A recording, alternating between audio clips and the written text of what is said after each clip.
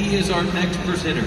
And with that, he brings a powerful shift in how we connect with our horses. He helped thousands of people around the world build better relationships with their horse by prioritizing connection and understanding.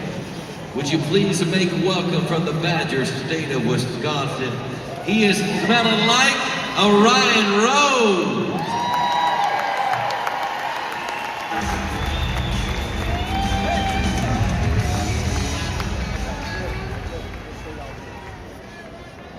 Good morning, everybody.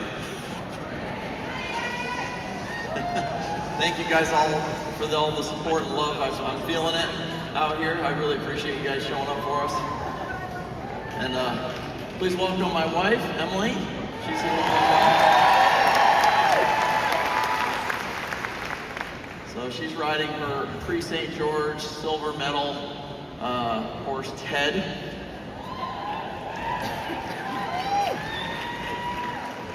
And I'm riding a horse named Lambo. He's a 5-year-old quarter horse, and this is kind of his first big trip to town. So horses are prey animals by nature. And so it's easy for the horse to think whatever it is that you want them to do is the trap. You've probably seen this if you've tried to take your horse maybe into a wash rack, and all of a sudden the wash rack is scary, or a horse trailer, or even just trying to circle them like the colts yesterday in the round pen. You try to circle to the left and all of a sudden they double back and try to go to the right. You guys know what I'm talking about? So they read your idea, because you're a predator until they stop doing this, they read that as the trap. And so what I try to do is set it up in a way where the horse is choosing to do the thing that we want versus us trying to make them do it. I don't like the feeling of just making a horse do what I want. I want to set it up in a way where they're choosing to participate in it. And that's for me what I call the connection. And when you have connection, it means the horse understands the idea. And so what I'm going to do in this demonstration is try to cover the soft skill, if you will, of how to build connection to your idea. And we're going to cover a few different ideas that we might want, or you could substitute the word idea for maneuver, something you want your horse to be good at. And then we're going to cover a couple of hard skills, like specific techniques for doing those things, okay? So I think one of the first things we're going to train, and I could bump him with my leg and make him turn around, but he may not love the turnaround. And if somebody rode him and they didn't push and pull and kick the exact same way I did, he probably wouldn't do it because he's not seeking it. He's not choosing it.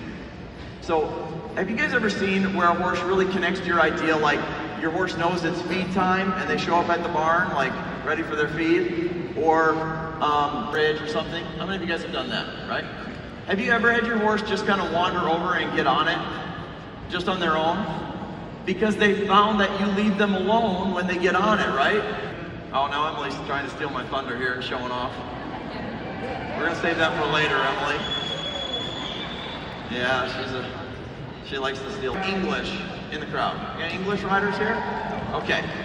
So as you guys know, just like during the Colt Star, one of the most important concepts for the horse to understand is forward, right?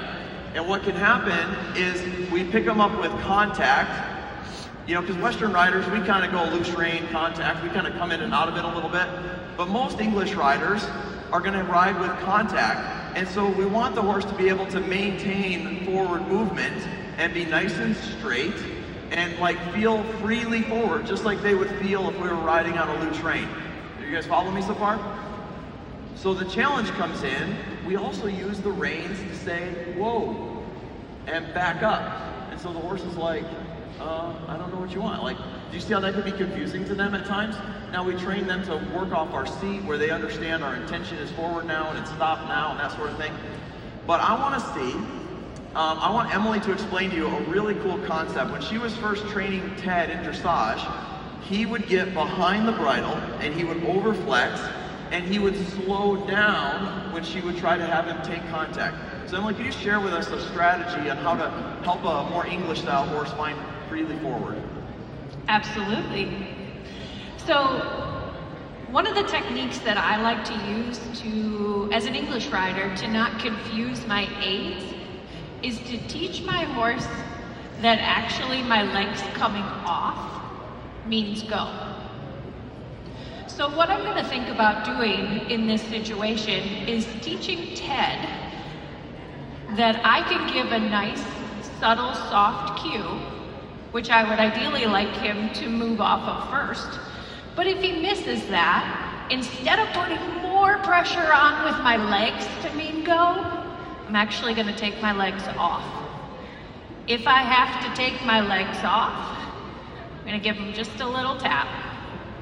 And then I'm going to reset back to where I was in the beginning. And that reset is really important for him because that takes the pressure away and allows him to have a moment to think about all of the different pieces of the request that I had that asked him to do something.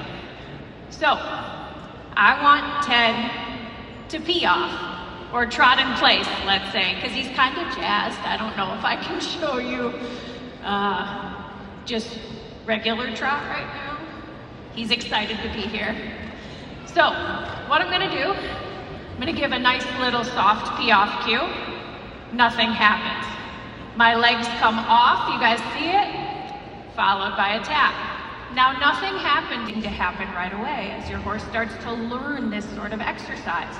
So again, nice soft cue, nothing's happening, legs come way off. You see him start to do that without me having to tap him? Who would love to be able to take their legs off and it actually means something to their horse, right? Has anybody put their legs on and you run? So a pee off cue, legs come off, nothing happens, tap. Now he's getting in the mindset of it. Pee off cue, and we got it. There we go. So you see how I'm not driving, so I've got nothing left. So I'm actually using less and less and less aid because I'm connecting my horse to the idea of going forward by actually taking my legs off. And this can work for all gaits, not just pee off, guys. That's just what I'm showing you now. But how about walk to trot? Trot to canter. Like you think about canter is kind of hard, right? You guys agree? Like canter is like harder than trot and walk. And so it's like, well, how do we release a horse to canter? Okay, well, again, if we're playing chess with our horse instead of tic-tac-toe, we're gonna do something before we ask for canter.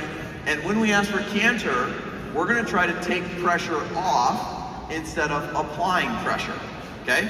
So this is also, if you do this little drill that I'm gonna do next, this is also a setup for a flying lead change. And if I could hear correctly in the background there, James and Dan Sears talking about lead changes, weren't they? Their demo? Did they explain, were they teaching how to do the lead change? Yes. No, they're showing doing them? Okay, so I'm gonna show you guys a technique that I call a prep step. So this is a little prep step. So I got my horse, he's trotting around, everything's kind of nice, and I'm gonna tip his nose to the inside, and I'm gonna push his shoulder over. In that moment of flexing his head and pushing his shoulder over, pressure is now on, okay? So then when I get to where I wanna ask for the lope, I'm gonna release my inside leg, give a smooch, and lope off.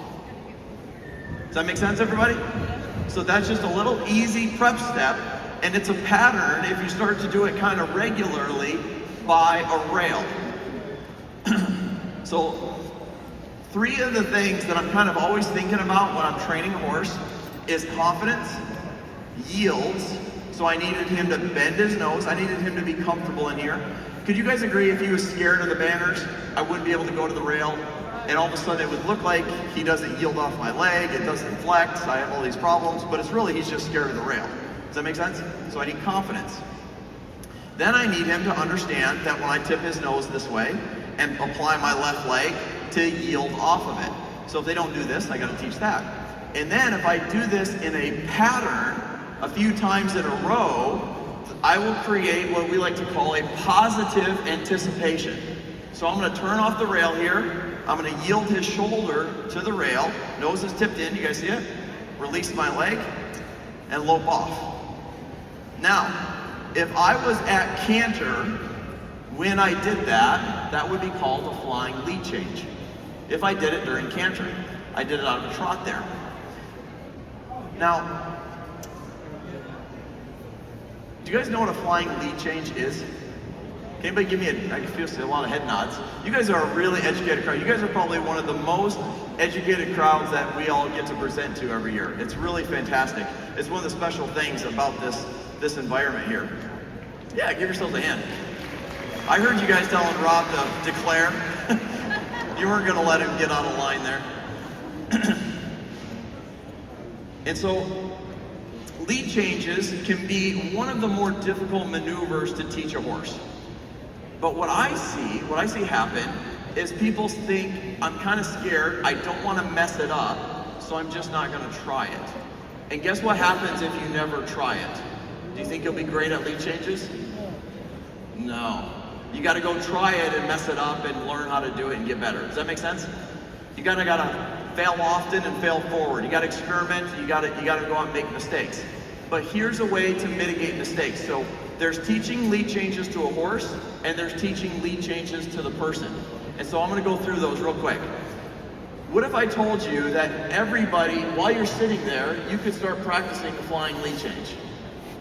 You guys might be like, this guy's crazy, what's he talking about? Okay, I want you guys to play along with me right now, okay?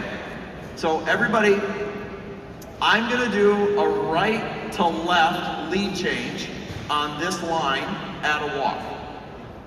So what you're gonna do is in your seat, you're gonna lead with the right side of your body. So your left leg is back, your right hand is forward, just slightly, you're just tipped, you're just cocked in your seat a little bit, okay? So I'm riding a right lead canter right now. This is the position of a right lead canter. So the first step to think about a flying change is I'm gonna change my horse's flexion from the right to the left. So I'm on a right lead, tip the nose to the left. That's step one. Step two, I'm gonna ride his shoulders off that line. Do you guys see that? I stepped his shoulders over here. He exaggerated it slightly. That leaves his hip to the inside, doesn't it? Can you guys see how that creates that biomechanics there? And so now, in order to get his shoulder over here to the right, I applied my left leg. So I'm yielding him over here. If I was at a right lead canter and I released my leg, you guys remember what we just did on the rail? Release my right leg, that means left lead canter that direction. We could maybe create a flying lead change. Does that make sense, everybody? Okay, let's do this. Let's do it a little bit quicker. Again, you guys are gonna do this with me. We're gonna do it right to left again. We're riding a right canter, we got a right bend, our right hips, shoulders are forward. We're gonna change the bend to the left. We're still going straight though. We're gonna push the shoulders off that line. Then we're gonna release this leg. And if you lope off out of that, that's what tells the horse to come out on that left lead. Does that make sense, everybody? All right. So how many of you could go home and try that at a walk with your horse? And you could start working on flying lead changes, okay? That's for you.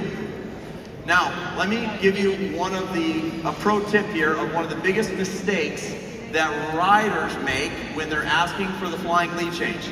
They go like this. This is like classic.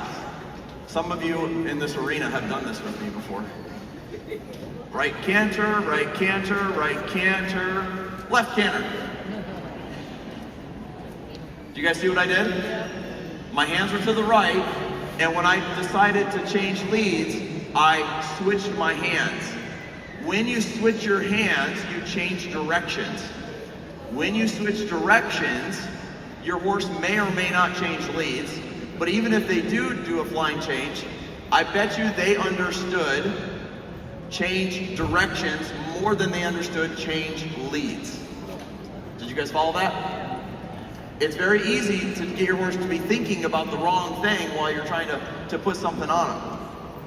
And so the secret is, if I'm on a right lead canter,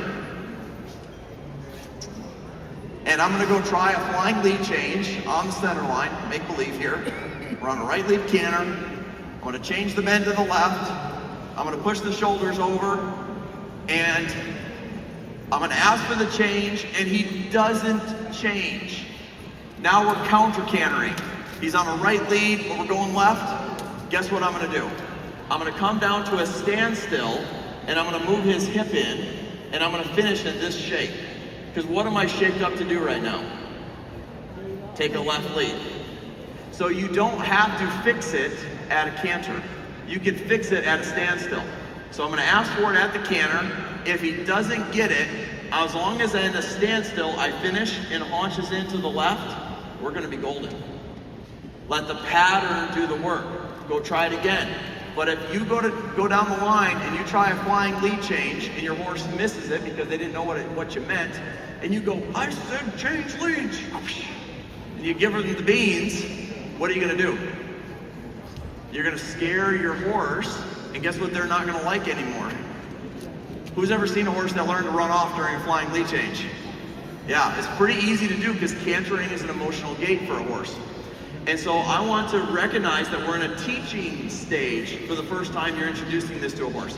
So they're not in trouble if they miss it. I'm gonna cue them, I'm gonna ask, and I'm gonna finish in the correct position because I believe these horses actually want to do what we want them to do if we can present it to them in the right way. Does that make sense? But they're seeking comfort and relief, yeah. They're seeking comfort and relief, so if we can show them that our idea is comfortable, they're gonna seek it more. So I've done this ride on Lambo, the prep steps, about 4 times. So if you guys are ready, I'm gonna give them a try on a flying lead change. Does that sound okay? All right. And then I'm gonna show the most basic lead change pattern that I like to do. Let's see, how are we gonna do this? I'm gonna do it away from the gate because I don't want him to get sweet running out the gate. So what I'm gonna do is be on this rail, and I'm gonna show you the pattern that we're gonna use. It's the same one we did earlier. And then Emily's gonna show a little fancier version of this. So we're coming down the rail. I'll do it at we'll do it at a low. So we're on a right lead. Watch what I do here. I'm gonna change the bend to the left, and I'm gonna ride his shoulders to the right. Do you guys see it? We're in a position right now, if I leave my hands over here, now,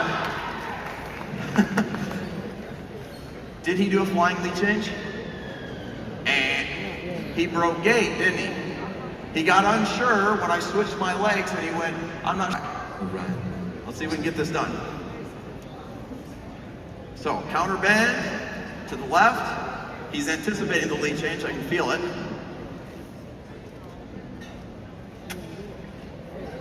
There we go. So I want you to do tempi lead changes. So 1, 2 or 3 strides, do another one, okay, Emily? And what I want you to watch is her legs. When she wants them to change, you're gonna see a leg come off. And so what she's doing is she's switching her legs to cue him to change leads. So watch her legs. Hold on, I gotta get over there.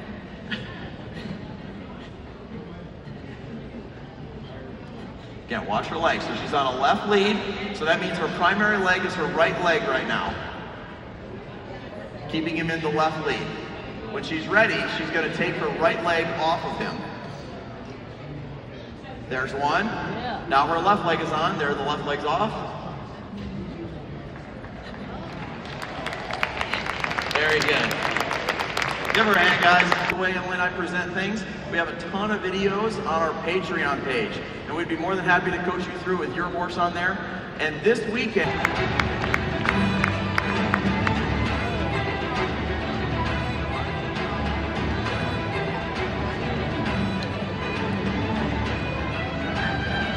So fans, as all of our viewers on Rad